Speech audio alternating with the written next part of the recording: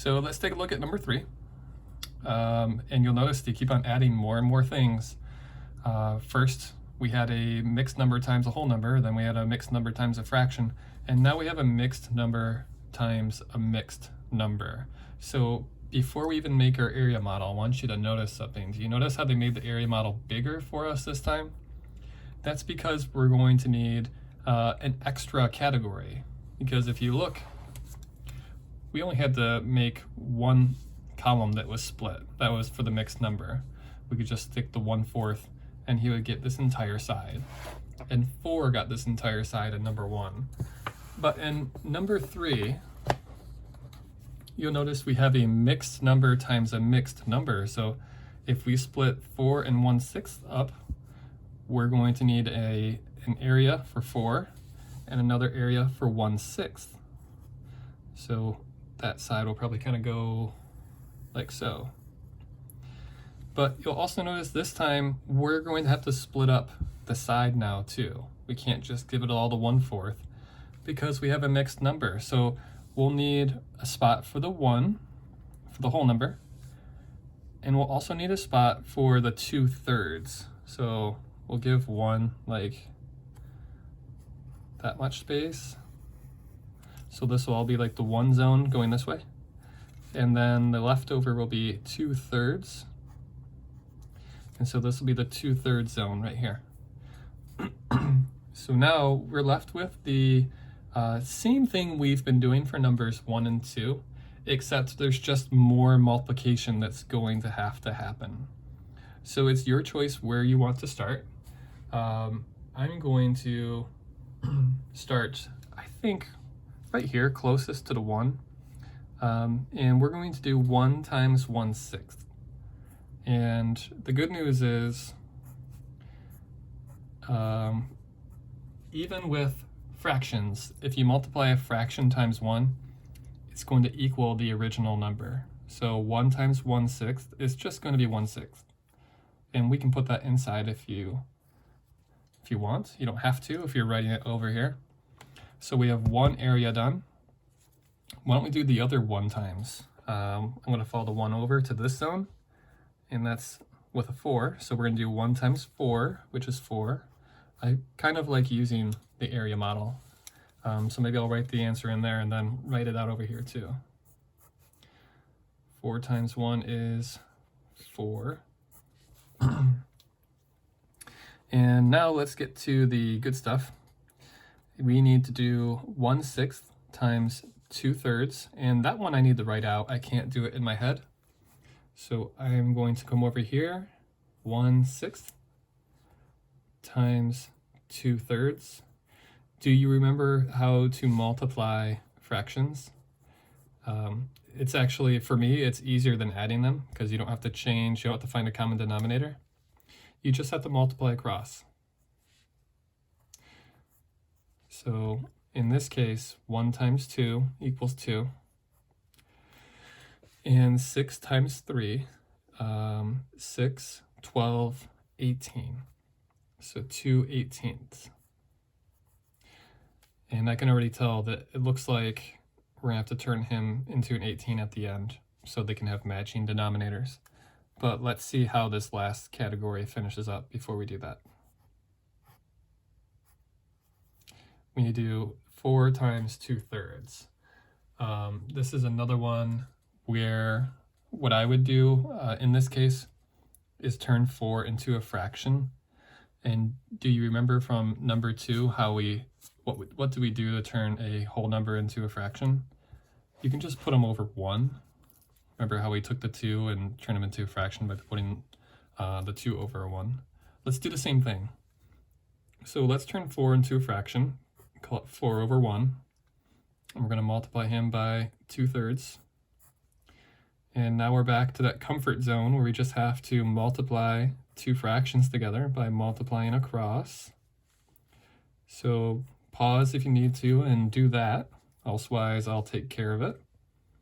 So 4 times 2 is 8. And then 1 times 3 is 3.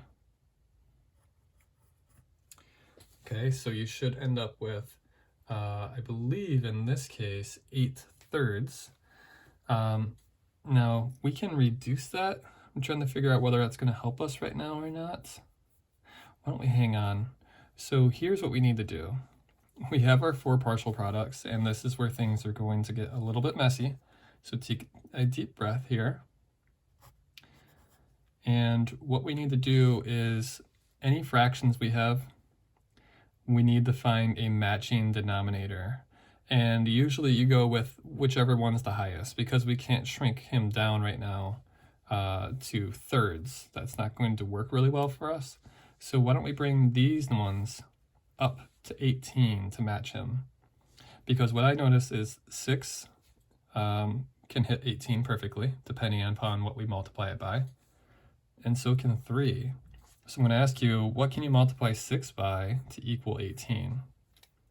And I know that 6 times 2 is 12, and 6 times 3 is 18. And this is why your multiplication tables are so important. Like, this is not just regular multiplication, it's fractions, but it's still very useful to know this.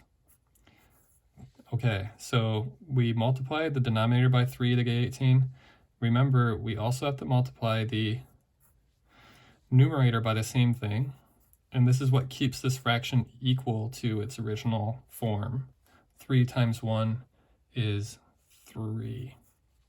So we took this 1/6 and turned them into 3/18. That's going to be easier for us to add, matching denominators. And now we just need to do the same thing with 8/3. And the question is going to be, what can you multiply 3 by to equal 18? And if you notice, we multiplied 6 times 3 to get 18. So what if we did 3 times 6? That would also equal 18. And of course, anything you do to the denominator, what do we have to do to the top to keep this final fraction equal? We have to do the same thing. So if we multiply the denominator by 6, we also need to multiply the 8 times 6 as well. Now this one's a little bit trickier. It is, I believe, 48. This is going to be a problem. We're going to have to reduce this a little bit, I bet. So here's what we're left with. We have 4 holes. Cool, he's fine. But now we need to figure out what's going on with our fractions. So we're going to take those 3 fractions. You can use a spare sheet of paper. I'm going to try to squeeze this in here. Maybe I'll separate so it doesn't get too confusing. I'm going to take 3/18. I'm going to add 2/18. And then finally, oh boy, finally we have 48/18. So this is going to be, I can already tell it's going to be a very improper fraction.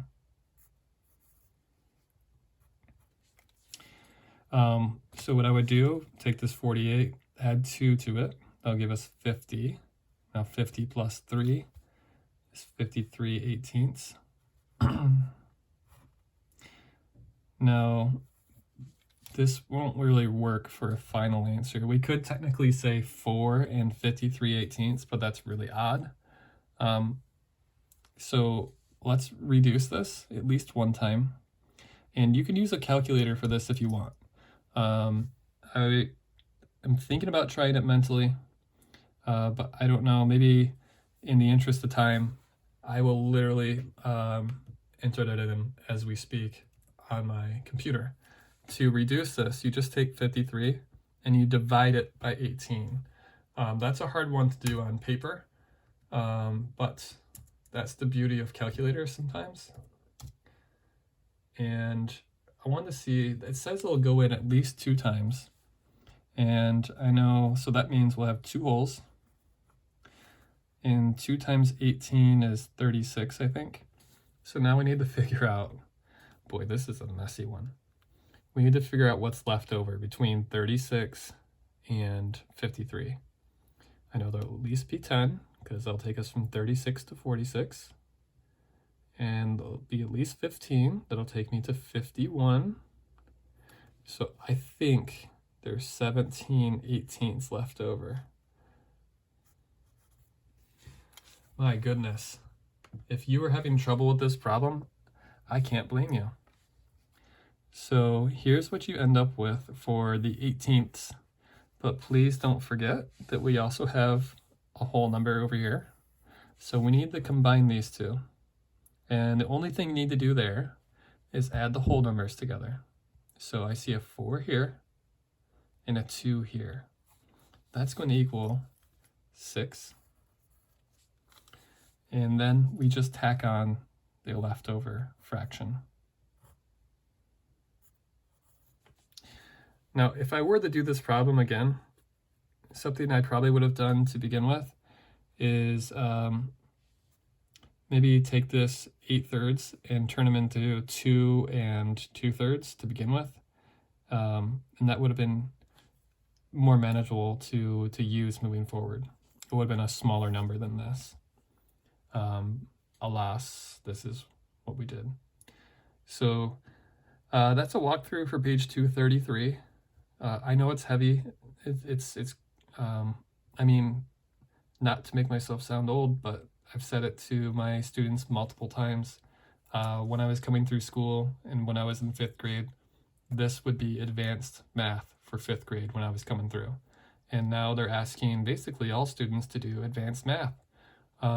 So I hope this helps. I'm planning on flipping over and taking a look at 234 as well, if you're interested. All right, guys, I will see you next time.